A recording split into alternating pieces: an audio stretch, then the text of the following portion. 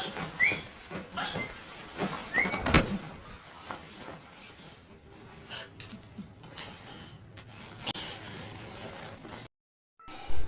ke-6 kali ini dibuka dengan diperlihatkan masa lalu Heather bersama Gunny yang sedang berkomunikasi satu sama lain. Ternyata pendiri dari surga tepi pantai tersebut adalah mereka berdua. Dari sini kita tahu bahwa Heather memang memiliki jiwa kepemimpinan yang luar biasa. Dan episode ke-6 pun dimulai.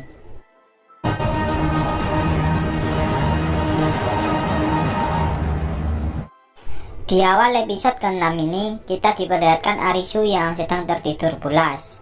Kalau diingat-ingat, episode sebelumnya memang Arisu lagi asik meminum bir bersama Heather. Yuzaki pun datang ke kamar Arisu untuk membangunkannya. Dari sini dapat disimpulkan bahwa Yuzaki sedikit memiliki perasaan kepada Arisu. Yuzaki pun bertanya, apakah Arisu mendapatkan informasi semalaman. Arisu kemudian menjawab bahwa dirinya tak mendapatkan informasi apapun. Yuzaki kemudian mengajak Arisu untuk mencari informasi mengenai permainan mematikan ini ke beberapa penduduk pantai. Arisu pun mulai menanyai beberapa orang di pantai tersebut. Akan tetapi hasil yang didapatkannya nihil. Hal tersebut pun membuat Arisu mulai frustasi untuk mencari tahu dalang dari permainan tersebut. Yuzaki kemudian mengatakan kepada Arisu bahwa dia ingin pergi ke sebuah tempat. Barangkali dirinya menemukan sebuah informasi. Arisu pun menyuruh Yuzaki untuk tetap berhati-hati. Arisu kemudian bertemu dengan Asahi dan Momoka yang lagi asik mengobrol. Belum sempat Arisu bertanya, mereka berdua pun menganggap bahwa Arisu cabul dan mereka pun pergi dari sana. Arisu kemudian mendengar suara tembakan dari suatu tempat dan dia pun mencari asal dari suara tersebut.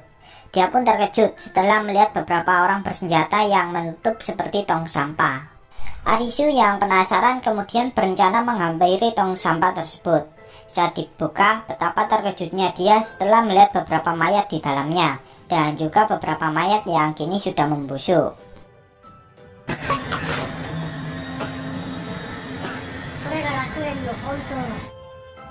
Tiba-tiba, Chishia dan Kuina muncul di hadapan Arisu.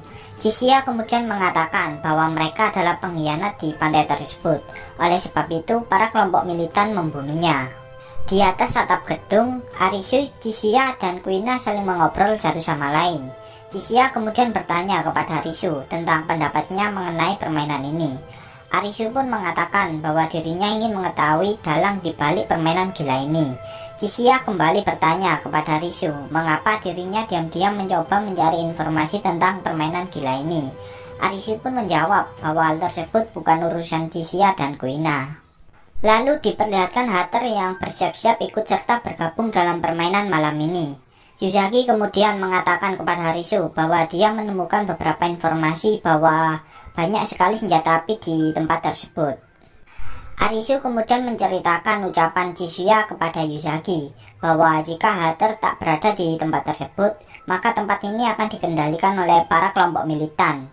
Chishia juga mengatakan bahwa sebelum hal tersebut terjadi, dia akan mengambil semua kartu dan pergi dari pantai ini.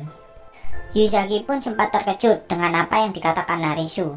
Malam harinya, terlihat Heather dan beberapa anggota lainnya yang kini sudah tiba di arena permainan.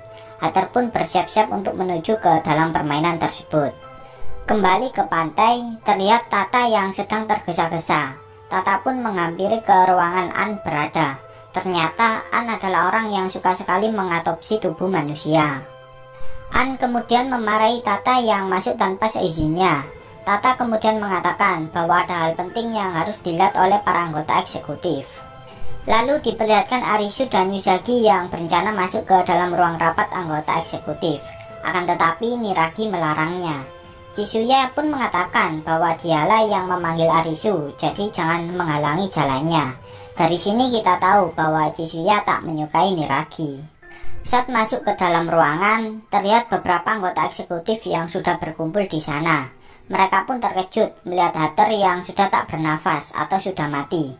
Beberapa orang yang ikut bermain bersama Heather pun mengatakan bahwa dia gagal dari permainan sebelumnya.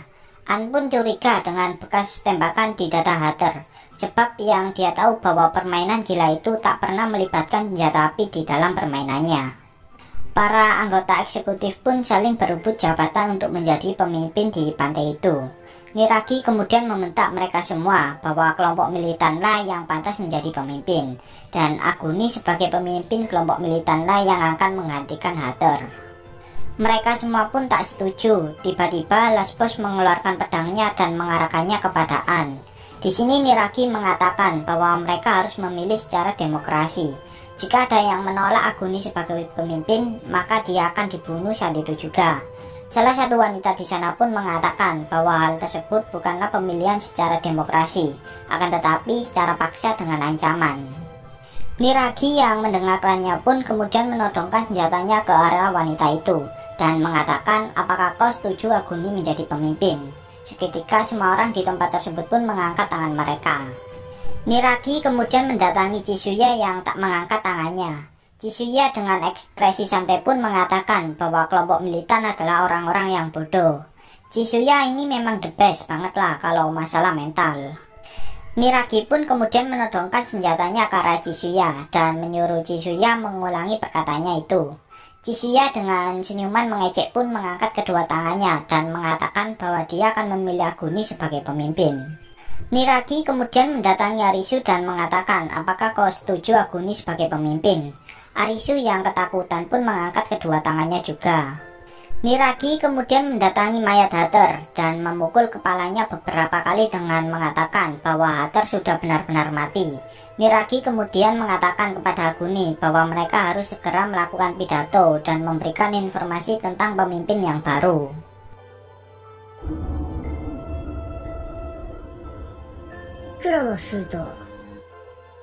Kemudian diadakanlah rapat dengan beberapa anggota eksekutif.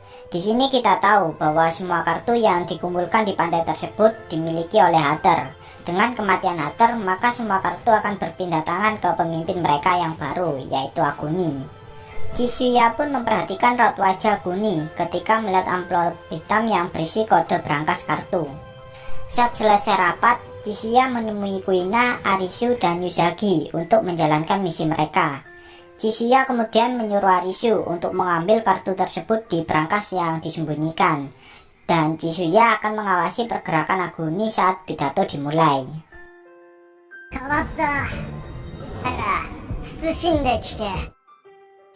Kemudian terlihat Chisuya yang berkomunikasi dengan Arisu melalui walkie-talkie. Arisu pun segera menjalankan misinya. Dia pun mencari keberadaan berangkas tersebut berada. Arisu kemudian membuka salah satu lemari dan menemukan sebuah berangkas kecil. Arisu pun mengatakan kepada Chisuya tentang sandi dari berangkas tersebut. Chisuya pun mengatakan bahwa sandi berangkas tersebut tidak ditulis, melainkan dibuat seperti sebuah kode teka-teki, dan Chisuya pun memberikan beberapa angka kepada Arisu. Arisu pun kemudian berusaha membuka berangkas tersebut, akan tetapi tiba-tiba alarm di tempat itu pun berbunyi karena sandi yang dimasukkan Arisu salah. Arisu pun panik. Tiba-tiba Aguni dan para kelompok militan datang. Di sisi lain juga terlihat Chisuya bersama kelompok militan itu. Ternyata Chisuya mengkhianati kerjasama kepada Arisu dengan melaporkannya kepada Aguni. Di sini Niragi yang kesal pun mengajar Arisu hingga babak belur. Arisu kemudian diikat di sebuah ruangan hingga dia tak akan bisa bergerak sedikit pun. Niragi kemudian mengatakan kepada Arisu bahwa dirinya akan mencicipi tubuh dari Yuzagi, dan Niragi sengaja tak menyumbat telinga Arisu agar bisa mendengar jeritan dari Yuzagi. Arisu yang kesal pun mencoba melepaskan ikatannya, akan tetapi usahanya sia-sia. Di sisi lain terlihat An yang mencoba mengeluarkan peluru yang bersarang di tubuh Hatter. Dia pun terkejut sebab peluru itu berasal dari senjata api di tempat ini. Lalu diperlihatkan Chisuya dan Kuina yang bekerja sama untuk mencari berangkas kartu tersebut berada. Dari sini Chisuya menjelaskan alasannya menjadikan Arisu sebagai umpan, sebab dia sadar bahwa berangkas kartu tersebut pasti disimpan di sebuah tempat tersembunyi, dan Arisu memilih berangkas yang palsu. Kemudian Chisuya teringat raut wajah Aguni saat membuka amplop hitam yang berisi kode berangkas. Chisuya mengatakan bahwa amplop hitam itu bukan berisi kode berangkas, tapi sebuah kode gambar yang menunjukkan berangkas tersebut berada. Dan dugaan Chisuya pun benar. Dari sini kita tahu bahwa Chisuya adalah orang yang sangat cerdas. Chisuya kemudian membuka berangkas asli tersebut, dan mengambil kartu yang disimpan oleh Hatter. Kuina yang berjaga pun hampir saja ketahuan oleh salah satu anak buah Aguni, yaitu Last Boss. Untung saja Last Boss tak mencurigai Kuina.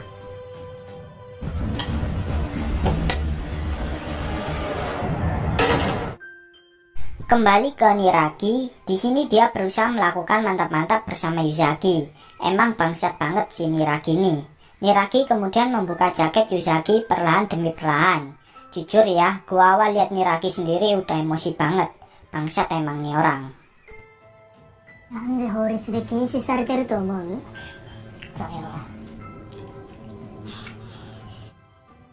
Tiba-tiba lampu di seluruh ruangan pantai tersebut itu pun mati.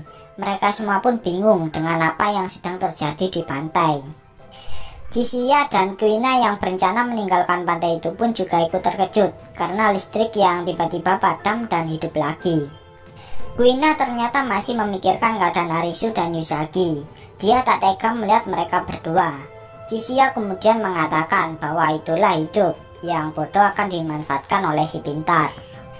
Saat Kuina hendak melewati gerbang keluar pantai, tiba-tiba Chisuya menghentikannya. Chisuya kemudian melemparkan gelang lokernya ke arah gerbang, dan benar saja gelang tersebut terkena tembakan laser.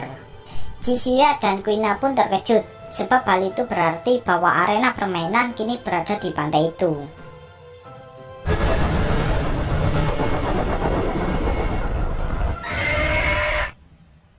Kemudian dari dalam ruangan pantai itu diinformasikan bahwa permainan akan segera dimulai. Seluruh peserta disuruh untuk berkumpul di sebuah ruangan atau lobi. Yuzaki yang melihat hal itu pun kemudian memanfaatkan keadaan untuk melarikan diri dari sana. Para peserta pun panik satu sama lain, sebab jumlah peserta di tempat itu sangatlah banyak. Sehingga dengan begitu maka kemungkinan akan banyak peserta yang akan mati. Yuzaki kemudian mengambil salah satu ponsel dan mendatangi tempat kerumunan berada. Ternyata ada seorang wanita yang terbunuh dengan tertancapnya pisau di tubuhnya, dan orang tersebut adalah Momoka. Kemudian diinformasikan dari dalam ponsel bahwa mereka semua harus menemukan pembunuh atau penyihir jahat itu, dan kemudian membakarnya di api penghakiman yang telah disediakan. Permainan pun dimulai, dan episode ke-6 pun berakhir.